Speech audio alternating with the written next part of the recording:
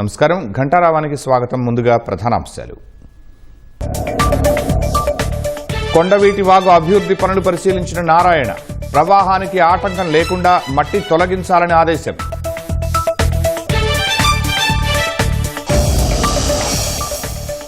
నేడు చంద్రబాబు అధ్యక్షతన ఎన్డీఏ నేతల సమావేశం. రాజ్యసభ అభ్యర్థుల ఎంపికపై నిర్ణయం తీసుకునే అవకాశం.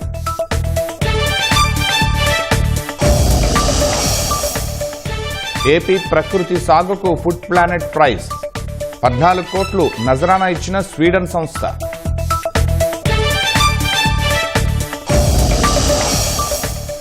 బీహార్లోని ప్రైవేట్ ఆసుపత్రి ఐసీయూలో అగ్ని ప్రమాదం, 3 మృతి, పలువురికి గాయాలు.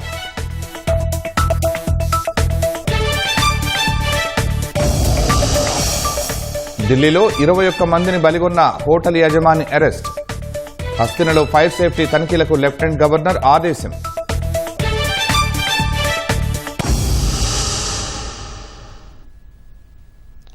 బీహార్లోని ముజఫర్పూర్లో ప్రసాద్ అనే ప్రైవేట్ ఆసుపత్రి ఐసీయూలో ఈ తెల్లవారుజామున మంటలు చెలరేగి 3 మృతి చెందారు, పలువురు గాయపడ్డారు. అగ్ని ప్రమాద సమయంలో ఐసీయూలో 13 నుంచి 15 మంది వరకు రోగులు ఉన్నారు. షార్ట్ సర్క్యూట్ కారణంగా మంటలు చెలరేగి ఐసీయూ అంతటా పొగ అలుముకున్నట్లు ఆసుపత్రి యాజమాన్యం చెబుతోంది. సమాచారం అందుకున్న వెంటనే అగ్నిమాపక సిబ్బంది ఘటనా స్థలానికి చేరుకుని సహాయక చర్యలు చేపట్టారు. మంటలను అదుపులోకి తెచ్చారు. చాలా మంది రోగులను వేరే ఆసుపత్రికి తరలించారు. ఆసుపత్రి 5 అంతస్తులు ఉన్న ఐసీయూలో ఈ తెల్లవారుజామున 3:30 గంటల సమయంలో మంటలు చెలరేగాయి. చట్టపరంగా అన్ని చర్యలు తీసుకుంటామని ముజఫర్పూర్ జిల్లా మ్యాజిస్ట్రేట్ చెప్పారు.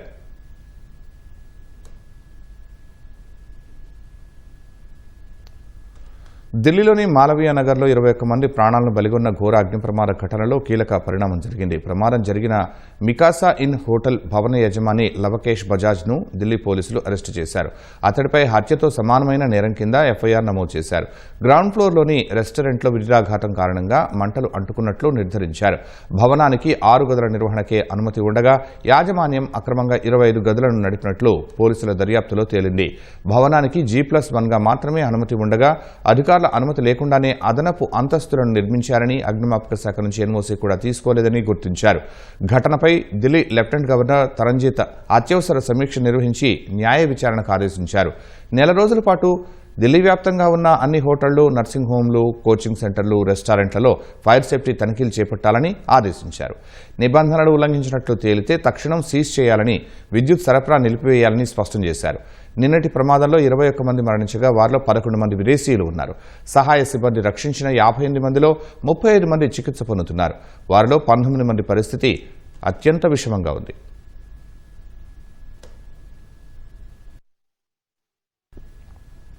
ఏడాదిలోపు నరేంద్ర మోదీ ప్రధానమంత్రి పదవి పోతుందని కాంగ్రెస్ అగ్రనేత, లోక్సభ ప్రతిపక్ష నాయకుడు రాహుల్ గాంధీ సంచలన వ్యాఖ్యలు చేశారు. ఢిల్లీలోని ఇందిరాభవన్లో ఆదివాసీ కాంగ్రెస్ నిర్వహించిన గిరిజన నేతల సమావేశంలో ఆయన మాట్లాడారు. ప్రధాని మోదీ పూర్తిగా గుప్పిట్లో పెట్టుకున్న ప్రభుత్వ వ్యవస్థల్లో అంతర్గత తిరుగుబాటు జరుగుతోందని సంచలన ఆరోపణలు చేశారు. స్వయంగా ప్రధాన ఎన్నికల కమిషనర్, ఇంటెలిజెన్స్ విభాగ అధిపతి, సీనియర్ న్యాయమూర్తులు కూడా మోదీ, ఆయన మంత్రుల సమాచారాన్ని తనకు పంపుతున్నారని వివరించారు. దేశాన్ని అంతర్జాతీయ ఆర్థిక ప్రభావాల నుంచి కాపాడే రక్షణ కవచాన్ని బీజేపీ తొలగించిందని, దీనివల్ల దేశంలో భారీ ఆర్థిక సునామీ రాబోతోందని రాహుల్ హెచ్చరించారు. దేశ చరిత్రలో ఎన్నడూ చూడని ఆర్థిక సంక్షోభం రాబోతోందని తెలిపారు. ఒకవేళ ప్రజా ఆగ్రహం రోడ్డెక్కితే ఆ ఒత్తిడిని అణచివేయడానికి ప్రభుత్వం దేశంలో ఎమర్జెన్సీ లాంటి పరిస్థితులను విధించే అవకాశం ఉందన్నారు. इलेक्शन कमिश्नर के मैसेजेस मेरे पास आ रहे हैं. Head of intelligence system, senior judiciary, सारों के सारे रिवोल्ट कर रहे हैं, इंफॉर्मेशन दे रहे हैं हमें. तो जो कंट्रोल का सिस्टम था एक तरफ से वो कोलैप्स कर रहा है अंदर से, क्योंकि लोगों को दिख रहा है कि जनता का प्रेशर अब ऐसा भयंकर आएगा, अगर हम इस रास्ते पे चलते गए तो हमारे लिए रिस्क हो जाएगा. और मैं आपको ये बता दूं कि मेरे पास इंफॉर्मेशन आ रही है, सिस्टम मुझे इंफॉर्मेशन दे रहा है. मोदी जी के बारे में, शाह जी के बारे में, उनके बेटों के बारे में, मिनिस्टर्स के बारे में, अजीत डोवल के बारे में पूरा इंफॉर्मेशन है. धड़ाधड़ हमारे सिस्टम से आ रहा है. अब यह हो सकता है कि जनता के प्रेशर को यह सप्रेस करने की कोशिश करें, इमरजेंसी जैसी चीज कर दें, हो सकता है. बट కూటమిలో ఆశల పల్లకిగా మారిన రాజ్యసభ అభ్యర్థుల ఎంపిక వ్యవహారం దాదాపు క్లైమాక్స్కు చేరింది. నేడు జరిగే ఎన్డీఏ సమావేశంలో సస్పెన్స్కు తెరపడే అవకాశం ఉంది. రాజ్యసభ రేసుగుర్రాలతో పాటు 2 ఏళ్ల కూటమి పాలన విజయాలను ప్రజల్లోకి తీసుకెళ్లే యాక్షన్ ప్లాన్ పైన చంద్రబాబు, పవన్, బీజేపీ రాష్ట్ర అధ్యక్షుడు మాధవ్ ఓ నిర్ణయానికి రానున్నారు. ఉండవల్లిలోని సీఎం క్యాంపు కార్యాలయంలో ఈ సాయంత్రం ఎన్డీఏ నేతల సమావేశం జరగనుంది. చంద్రబాబు అధ్యక్షతన జరిగే భేటీకి జనసేన అధినేత పవన్, బీజేపీ రాష్ట్ర అధ్యక్షుడు మాధవ్ హాజరవుతారు. రాజ్యసభ సీట్ల సర్దుబాటుతో పాటు 2 ఏళ్ల కూటమి పాలనా విజయాల్ని ప్రజల్లోకి తీసుకెళ్లే 45 రోజుల ఇంటింటి ప్రచారం యాక్షన్ ప్లాన్ ను ఖరారు చేయనున్నారు.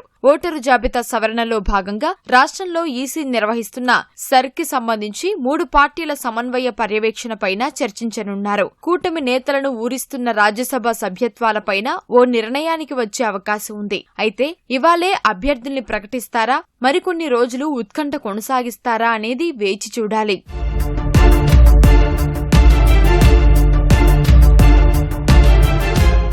బలాబలాలను బట్టి ఎమ్మెల్యేల కోటాలో 4 రాజ్యసభ సీట్లు కూటమికి దక్కడం లాంఛనమే అయినా అభ్యర్థుల ఎంపికే కత్తి మీద సాములా మారింది. జనసేనకు రాజ్యసభలో ప్రాతినిధ్యం లేనందున ఒక స్థానం ఆ పార్టీకి కేటాయించనున్నట్లు తెలుస్తోంది. ఆ పార్టీ తరఫున ప్రముఖ పారిశ్రామికవేత్త లింగమనేని రమేష్ పేరు దాదాపు ఖాయమనే ప్రచారం జరుగుతోంది. ఒకవేళ ఏదైనా మార్పు ఉంటే బండారు నరసింహారావు పేరును పరిశీలనకు రావచ్చు. బీజేపీ విషయానికొస్తే కూటమి ప్రభుత్వం ఏర్పడ్డాక ఆ పార్టీకి 2 స్థానాలు కేటాయించారు. ఆంధ్రప్రదేశ్ నుంచి ఖాళీ అయిన స్థానాల్లో ఆర్ కృష్ణయ్య, పాకా సత్యనారాయణ బీజేపీ నుంచి రాజ్యసభకు ఎన్నికయ్యారు. అందుకే మిగిలిన 3 స్థానాల్లో టీడీపీ అభ్యర్థులనే నిలబెట్టాలని తెలుగుదేశం భావిస్తోంది.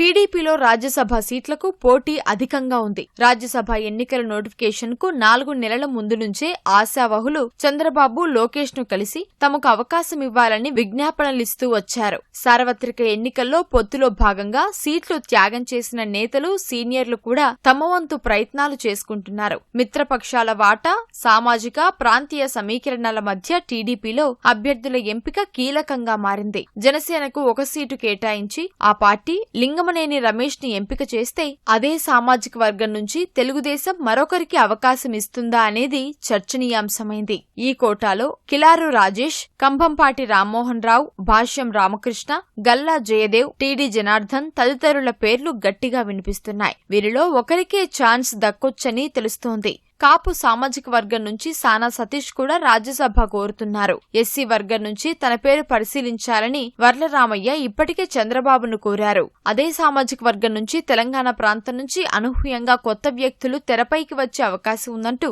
ఊహాగానాలు నడుస్తున్నాయి. ముస్లిం సామాజిక వర్గం నుంచి షరీఫ్ ఆశిస్తున్నారు. వైసీపీ హయాంలో శాసనమండలి చైర్మన్ హోదాలో ఒత్తిళ్లకు తలొగ్గకుండా 3 రాజధానుల బిల్లును సెలెక్ట్ కమిటీ పంపడం, అధినాయకత్వ సానుకూల దృక్పథం తనకు కలిసి వస్తాయని షరీఫ్ భావిస్తున్నారు. ఉత్తరాంధ్ర బీసీ యువత కోటాలో తన పేరు పరిశీలించాలని చింతకాయల విజయ్ కోరుతున్నారు. రాయలసీమ నుంచి తిప్పేస్వామి, రెడ్డెప్పగారి శ్రీనివాసరెడ్డి, లింగారెడ్డి రాజ్యసభ స్థానాన్ని ఆశిస్తున్నారు. అయితే చివరి నిమిషంలో అనూహ్యంగా 1-2 ప్రముఖుల పేర్లు తెరపైకి వచ్చే అవకాశం లేకపోలేదని పార్టీ వర్గాలు అంటున్నాయి. మహిళలకు 33% సీట్ల నినాదాన్ని రాజ్యసభ ఎన్నికల నుంచి అమలు చేస్తూ అనూహ్యంగా ఓ మహిళకు అవకాశం ఇస్తారనే చర్చ నడుస్తోంది. వివిధ సమీకరణాలతో రాజ్యసభకు పంపలేని ఆశావహుల్లో ఒకరిని కేబినెట్ హోదాలో ఢిల్లీలో ఏపీ ప్రభుత్వ ప్రత్యేక ప్రతినిధిగా నియమిస్తారనే ప్రచారం కూడా జరుగుతోంది. నామినేషన్ దాఖలుకు ఈ నెల 8తో గడువు ముగియనుండగా ఒక్కో అభ్యర్థికి అవసరమైన 10 మంది ఎమ్మెల్యేల సంతకాల ప్రక్రియను టీడీపీ ఇప్పటికే పూర్తి చేసి పెట్టింది. కొండవీటి వాగు వెడల్పు తక్కువగా ఉన్న చోట మరింత వెడల్పు చేయాలని మంత్రి నారాయణ ఆదేశించారు. రాజధానిలో పర్యటించిన నారాయణ కొండవీటి వాగు అభివృద్ధి పనులు పరిశీలించారు. వాగుపై నిర్మిస్తున్న వంతెనల పనులపై ఆరా తీశారు. బ్రిడ్జిల కింద కొండవీటి వాగు ప్రవాహానికి ఆటంకం లేకుండా మట్టి తొలగించాలని ఆదేశించారు. నీరుకొండలో నిర్మిస్తున్న రిజర్వాయర్ పనులను కూడా మంత్రి పరిశీలించారు. కొండవీటి వాగు మీద N9 రోడ్డు మీద బ్రిడ్జ్ కడుతున్నారు. అదేవిధంగా N8 దగ్గర కడుతున్నారు, N7 దగ్గర కడుతున్నారు. వాటిని యాక్చువల్గా వాళ్ళ ఇన్స్పెక్షన్ జరిగింది. అయితే ఎక్కడైతే బ్రిడ్జ్ కడుతున్నారో బ్రిడ్జ్ దగ్గర పనులు జరిగేటప్పుడు వాటర్ ఆ బ్రిడ్జ్ కింద పోలేవు. ఎందుకంటే అటు ఇటు కట్టేసి చిన్న డైవర్షన్ చేస్తున్నారు, వెరీ స్మాల్ డైవర్షన్. అయితే రేపు ఫ్లడ్ వస్తే ఆ డైవర్షన్ లో వాటర్ పోగలవా లేదనే దాని మీద యాక్చువల్ గా ఇన్స్పెక్షన్ చేయడం జరిగింది. ఇమీడియట్ గా వాటిని మరికొంత వైడెన్ చేయమని యాక్చువల్ గా ఇన్స్ట్రక్షన్ ఇవ్వడం జరిగింది. అవసరమైతే ఎక్కడైతే బ్రిడ్జ్లు కడుతున్నారో బ్రిడ్జ్లు కట్టే దగ్గర రెండు పక్కల కట్టలు వేశారు, బండ్ వేసుకున్నారు. కొండవీటి వాగు పాలవాగు మీద అటు ఇటు వేశారు. వాటిని అవసరమైతే ఇమీడియట్ గా తొలగించమన్నాం. గత సంవత్సరం వెస్టర్న్ బైపాస్ కింద ఏదైతే వెంట్స్ ఉన్నాయో వెంట్స్ ని కింద మట్టిని తీయకుండా వాటర్ అంతా బ్లాక్ అయింది. 4 రోజుల తర్వాత అక్కడ రోడ్డుని కట్ చేసాం. ఈసారి అటువంటి పరిస్థితి రాకూడదని ముందు జాగ్రత్తగా నిన్న వెస్టర్న్ బైపాస్ ని కంప్లీట్ గా విజిట్ చేసాం. అక్కడ ఇన్స్ట్రక్షన్ ఇచ్చాం. దాదాపు దాని కింద ఉన్న మట్టి వెంట కింద ఉన్న మట్టి అంతా తీసేస్తున్నారు. వాళ్ళు అడిగింది 10 days టైం అడిగారు.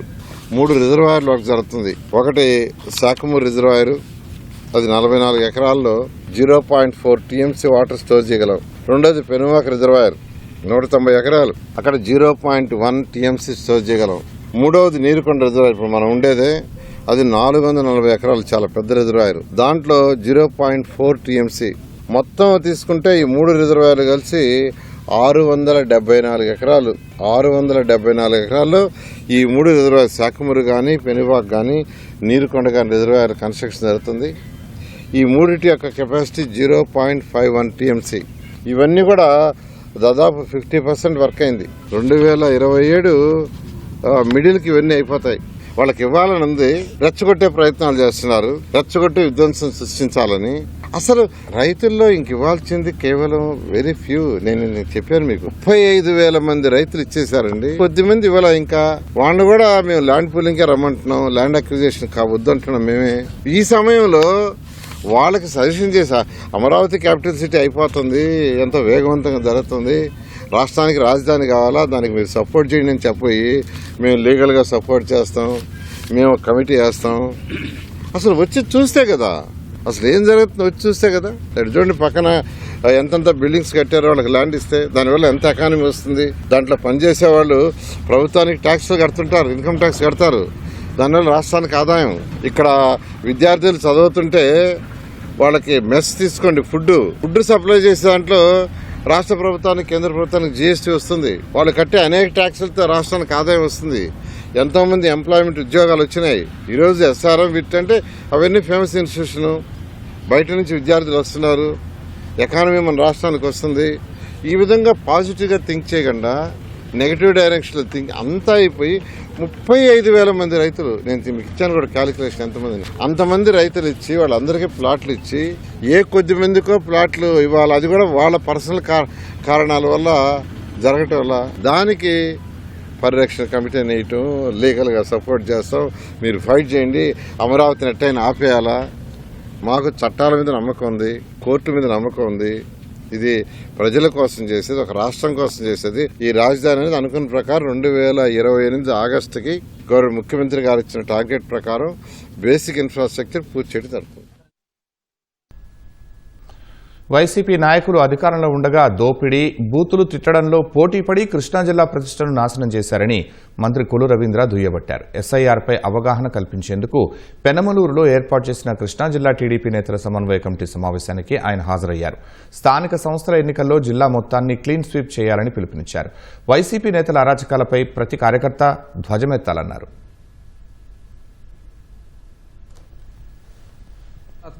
జిల్లా ఒక ఉన్నతమైనటువంటి రాజకీయాలు జరిగినటువంటి జిల్లా పరువుని 5 సంవత్సరాలు సర్వనాశనం చేసి అసలు జిల్లా అభివృద్ధి గురించి కనీసం పట్టించుకోకుండా 5 సంవత్సరాలు దోపిడీయే ప్రథమావధిగా తోడు దొంగల్లాగా దోచుకుని ఈ జిల్లాని, కృష్ణా జిల్లా అంటేనే ఒక భయం కలిగించే విధంగా వ్యవహరించినటువంటి వైఎస్ఆర్ పార్టీ నాయకులు, ఆనాడు మంత్రులుగా పనిచేసినటువంటి పేర్ని నాని, అలాగే కొడాలి నాని, అక్కడ గన్నవరంలో వంశీ, అందరూ ఎమ్మెల్యేలు అందరూ కూడా పామరులో ఇసుక దొంగ, వీళ్ళందరూ కలిసి దోపిడీ చేసి ఇవాళ పతివ్రతల్లాగా మాట్లాడుతూ ఉంటే నిజంగా ప్రజలు అపహాస్యం చేసుకుంటా ఉన్నారు. వాళ్ళని చూసి సిగ్గుపడతా ఉన్నారు. ఇవాళ చీప్ ప్రచారాల కోసం, లేకపోతే మీడియాలో ఫోకస్ అవ్వాలనే ఒక దుర్మార్గమైనటువంటి ఆలోచనలతో మీరు మాట్లాడుతున్నటువంటి భాష మీ ప్రతిష్టను మరింత దిగజారుస్తున్న విషయాన్ని గుర్తుపెట్టుకోండి. ఈ జిల్లా ప్రతిష్టను మరింత దిగజారుస్తుందని గుర్తుపెట్టుకోండి. ఉర్దూ భాషా వికాసానికి ప్రభుత్వం కట్టుబడి ఉందని మంత్రి ఫరూక్ స్పష్టం చేశారు. ఉర్దూ భాష చదవటం రాయటం రాని వారి కోసం వేసవి సెలవుల్లో ఉర్దూ అకాడమీ ఆధ్వర్యంలో ప్రభుత్వం శిక్షణ తరగతులు నిర్వహించినట్లు గుర్తు చేశారు. విజయవాడ వన్ టౌన్లో నిర్వహించిన ఆవో ఉర్దూ సీకే కార్యక్రమంలో ఫరూక్ పాల్గొన్నారు. ఉర్దూ నేర్చుకున్న విద్యార్థులకు మంత్రి సర్టిఫికెట్లు బహూకరించారు. ఉర్దూ భాష అభివృద్ధిని గత ప్రభుత్వం పూర్తిగా విస్మరించిందని, కనీసం నిధులు విడుదల చేయలేదని మంత్రి విమర్శించారు. నా పిల్లలకందరికీ కొన్ని కంప్యూటర్ సెంటర్స్ మన దగ్గర ఉన్నాయి, అది శిథిలావస్థలు ఉన్నాయి. గత ప్రభుత్వం 5 సంవత్సరాలు ఏమీ చేయలేదు. ఫస్ట్ కంప్యూటర్ సెంటర్ నిందేలో నేను చేశాను, అప్పుడు కూడా మంత్రి కాబట్టి. చేస్తే మనం పోయి చూస్తే కచరాలు బారేసాను. 5 ఏళ్ళు పట్టించుకోలేదు. ఎవరి బాధ్యత అది? గత ప్రభుత్వాలు పిల్లలు చేయాలా? ఉర్దూ అకాడమీ కోసం దీనికోసం ప్రభుత్వం వెచ్చించి డబ్బులు ఖర్చు పెట్టి ట్రైనింగ్ ముస్లిం సోదరులు చేయలేరు కాబట్టి, డబ్బు ఉండదు కాబట్టి, ఆర్థికంగా వెనుకబడినారు కాబట్టి అటువంటి పిల్లలకు ఉచితంగా నేర్పేలా. వాటితో పాటు బీసీ కానీ ఎస్సీ కానీ ఎవరైనా రాని కంప్యూటర్స్లో ఎక్కువ భాగం మహిళలే నేర్చుకున్నారు. బాధ్యతగా తీసుకొని దీన్ని జయప్రదం చేయండి. ముఖ్యమంత్రికి అభిమతం ముఖ్యమంత్రి గారిది. మన మీద ముఖ్యమంత్రి చోతులతోనే చాలా కంప్యూటర్ సెంటర్లు మనం ఏర్పాటు చేసాం రాష్ట్ర వ్యాప్తంగా. దాన్ని పునఃప్రారంభం చేసి బ్రహ్మాండంగా చేయాలా. మనం ఏ వచ్చింది కాబట్టి పిల్లలు ఏ రకంగా నేర్పేయాలో ఒక ట్రైనర్ మంచి వాళ్ళు పెట్టుకొని చేయవలసిన బాధ్యత ఉందని చెప్పి ముఖ్యంగా తెలియజేసుకుంటాం.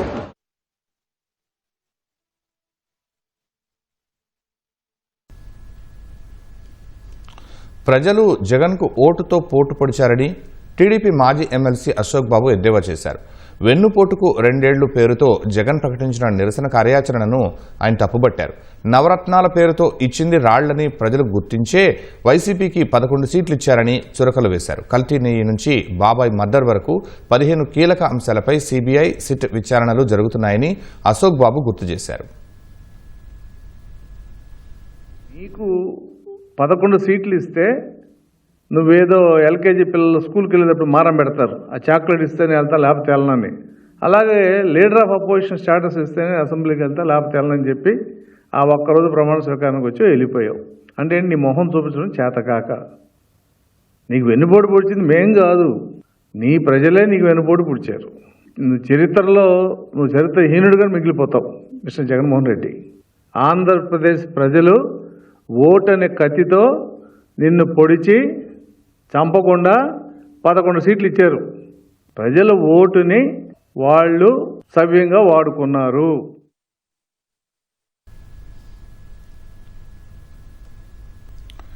నంద్యాల జిల్లా ఆత్మకూరులో ఉద్రిక్తత తలెత్తింది. శ్రీశైలం ఎమ్మెల్యే బుడ్డ రాజశేఖర్ రెడ్డిపై వైసీపీ మాజీ ఎమ్మెల్యే శిల్పా చక్రపాణి రెడ్డి అనుచిత వ్యాఖ్యలు చేశారంటూ టీడీపీ కార్యకర్తలు రోడ్డెక్కారు. ఆత్మకూరులోని శిల్పా చక్రపాణి రెడ్డి ఇంటి ముట్టడికి యత్నించారు. ఆర్టీసీ బస్టాండ్, శివాలయం ప్రాంతాల నుంచి టీడీపీ కార్యకర్తలు శిల్పా ఇంటి వైపు వెళ్లారు. శిల్పా చక్రపాణి రెడ్డి క్షమాపణలు చెప్పాలని నినాదాలు చేశారు. వైసీపీ కార్యకర్తలు కూడా గుమ్మికూడటంతో ఘర్షణలు జరగకుండా పోలీసులు అప్రమత్తమయ్యారు. ఆత్మకూరు డీఎస్పీ నేరుగా రంగంలోకి దిగి పరిస్థితిని అదుపులోకి తెచ్చారు. ఈ విషయం తెలుసుకున్న శిల్పా చక్రపాణి రెడ్డి నంద్యాల నుంచి ఆత్మకూరు బయలుదేరుతూ ఉండగా పోలీసులు గృహ నిర్బంధం చేశారు.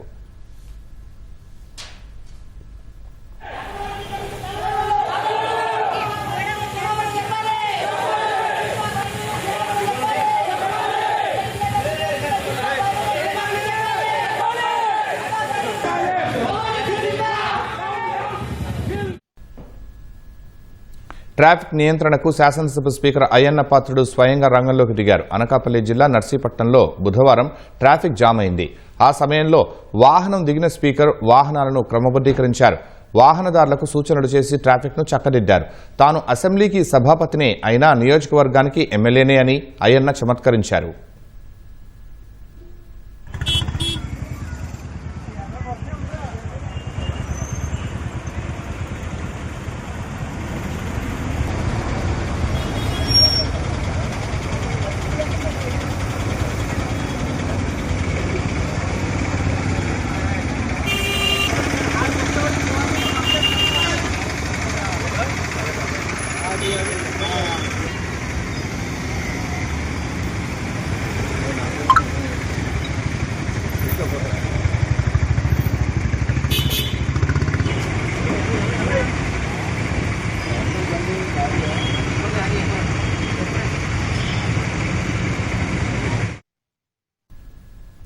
మరిన్ని వార్తలు సంక్షిప్తంగా వేగంగా చూద్దాం. పీఎం ఆదర్శ గ్రామ యోజనకు అదనంగా 50 లక్షలు పెంచాలని మంత్రి డోలా బాలా వీరాంజనేయ స్వామి కేంద్రాన్ని కోరారు. రాష్ట్రానికి నూతనంగా 58 సంక్షేమ హాస్టళ్లు మంజూరు చేసి వాటి నిర్మాణం కోసం ఇచ్చే నిధులను 3 నుంచి 5 లక్షలకు పెంచాలని national council for social justice సమావేశంలో జూమ్ ద్వారా విజ్ఞప్తి చేశారు. మహిళలు, చిన్నారుల భద్రత, సంక్షేమం ప్రభుత్వ ప్రధాన ప్రాధాన్యతని మంత్రులు అనిత, సంధ్యారాణి స్పష్టం చేశారు. రాష్ట్రంలో బాలల రక్షణ వ్యవస్థల బలోపేతంపై అధికారులతో చర్చించారు. తప్పిపోయిన పిల్లల గుర్తింపు, రక్షణ, పునరావాస చర్యలపై ప్రత్యేక దృష్టి సారించామన్నారు. మంత్రి కొండపల్లి శ్రీనివాస్ అధ్యక్షతన సెర్ప్ 13వ కార్యనిర్వాహక మండలి సమావేశం సచివాలయంలో జరిగింది. వివిధ సంస్థలతో సెర్ప్ కుదుర్చుకున్న ఎంఓయూలను ఆమోదించారు. సెర్ప్ ద్వారా చేపట్టిన కార్యక్రమాలపై చర్చించారు. గోదావరి పుష్కరాలకు వచ్చే భక్తుల వైద్యావసరాల నిమిత్తం 3 సెకండరీ ఆసుపత్రుల అభివృద్ధికి రాష్ట్ర ప్రభుత్వం నిర్ణయించింది. కొవ్వూరు ప్రాంతీయ ఆసుపత్రి, నిడదవోలు, మండపేట కమ్యూనిటీ హెల్త్ సెంటర్లలో అదనపు నిర్మాణాలు, సౌకర్యాల కోసం 5,63 లక్షల వ్యయంతో ప్రణాళికను మంత్రి సత్యకుమార్ ఆమోదించారు. భీమిలిలో 6,69 లక్షలతో ప్రతిపాదించిన అభివృద్ది పనులకు ఎమ్మెల్యే గంటా శ్రీనివాసరావు శంకుస్థాపన చేశారు. కూటమి పాలనలో నియోజకవర్గంలోని 9 జీవీఎంసీ వార్డుల్లో 200 కోట్ల విలువైన పనులు చేపట్టామని ఎమ్మెల్యే తెలిపారు. కూటమి పాలనలో 16,000 ఉపాధ్యాయ పోస్టులు భర్తీ చేశామని విజయనగరం పార్లమెంటు టీడీపీ అధ్యక్షుడు కిమిడి నాగార్జున అన్నారు. వైసీపీ హయాంలో ఒక్క డీఎస్సీ అయినా నిర్వహించారా అని ప్రశ్నించారు. యువతకిచ్చిన మాట ప్రకారం అత్యంత పారదర్శకంగా డీఎస్సీ నిర్వహించామన్నారు. కృష్ణా జిల్లా అవనిగడ్డలో ఎమ్మెల్యే మండలి బుద్ధప్రసాద్ చీపురు పట్టి చెత్త ఊడ్చారు. పారిశుధ్య సిబ్బందితో కలిసి పిచ్చి మొక్కలు తొలగించి శ్రీకృష్ణ మందిరాన్ని శుభ్రం చేశారు. ప్రజలు స్వచ్ఛ సాధనకు సహకరించాలని ఎమ్మెల్యే కోరారు. అమెండెడ్ భారత్ నెట్ కింద 2,500 కోట్ల రూపాయలతో టెండర్ పిలిచామని fibre net MD Geethanjali Sharma తెలిపారు. రాష్ట్రంలో 11,500 పంచాయతీలు ఇప్పటికే ఫైబర్ నెట్ తో కనెక్ట్ అయ్యాయని, మిగతా 480 పంచాయతీల్ని కనెక్ట్ చేసి 10 ఏళ్ల పాటు నిర్వహించేలా టెండర్ పిలిచినట్లు చెప్పారు. మద్యం కుంభకోణ కేసులో నిందితుడు ప్రణోయ్ ప్రకాష్ రిమాండ్ను విజయవాడ కోర్టు ఈ నెల 17 వరకు పొడిగించింది. ఏసీబీ కోర్టు ఆదేశాల తర్వాత పోలీసులు ఆయన్ను తిరిగి గుంటూరు జైలుకు తరలించారు. ఏపీ మెడికల్ కౌన్సిల్ చైర్మన్ గా గుంటూరుకు చెందిన డాక్టర్ గార్లపాటి నందకిషోర్, ఉపాధ్యక్షుడిగా ఒంగోలుకు చెందిన వెంకట సుబ్బానాయుడు ఎంపికయ్యారు. విజయవాడ ఎన్టీఆర్ ఆరోగ్య వర్సిటీలో జరిగిన ఎన్నికల్లో కార్యనిర్వాహక సభ్యులుగా మరో 3 ఎన్నికయ్యారు. మే 18 నుంచి 16 రోజుల వ్యవధిలో విజయవాడ దుర్గమ్మకు 3,41,37,000 రూపాయల ఆదాయం వచ్చింది. నాణేల రూపంలో 15,53,273 గ్రాముల బంగారం, 4 కిలోల 450 గ్రాముల వెండి కానుకలను హుండీ లెక్కింపులో గుర్తించారు. విజయవాడ జీప్ ఫైట్ కేసులో సీజ్ చేసిన నిందితుడు ఓం వాహనాన్ని విడుదల చేయాలని కోర్టు ఉత్తర్వులిచ్చింది. నిందితుడి తరఫు న్యాయవాది వేసిన పిటిషన్పై వాదనలు విన్న న్యాయాధికారి పటమట పోలీసులకు ఆదేశాలు జారీ చేశారు. ఓం కారును ఇవాళ కుటుంబ సభ్యులకు అప్పగించే అవకాశం ఉంది. పొలంలో ఒంటరిగా ఉన్న మహిళపై అన్నదమ్ములు లైంగిక దాడికి పాల్పడిన ఘటన పల్నాడు జిల్లా చేజర్లలో జరిగింది. బాధితురాలి ఫిర్యాదుతో పోలీసులు కేసు నమోదు చేసి నిందితుల కోసం గాలిస్తున్నారు. పశ్చిమ గోదావరి జిల్లా తణుకులో 3 రోజుల క్రితం జరిగిన హత్యకు సంబంధించి 4 నిందితులను పోలీసులు అరెస్టు చేశారు. 3 నెలల క్రితం జరిగిన వివాదం నేపథ్యంలో ఇరు వర్గాలు ఇటీవల ఘర్షణకు దిగాయి. ఈ ఘటనలో ఎలీషా అనే వ్యక్తి చనిపోయారు. శ్రీవారి ఆశీస్సులతో పెద్ది సినిమా ఘన విజయం సాధించాలని దర్శకుడు బుచ్చిబాబు ఆకాంక్షించారు. కుటుంబ సభ్యులతో కలిసి ఆయన తిరుమల శ్రీవారిని దర్శించుకున్నారు. శ్రీకాళహస్తిలో మ్యూజిక్ డైరెక్టర్ తమన్ సందడి చేశారు. శ్రీకృష్ణ, శృతి రంజని ఇతర గాయకులతో కలిసి శ్రీ వాయులింగేశ్వర స్వామిని దర్శించుకున్నారు.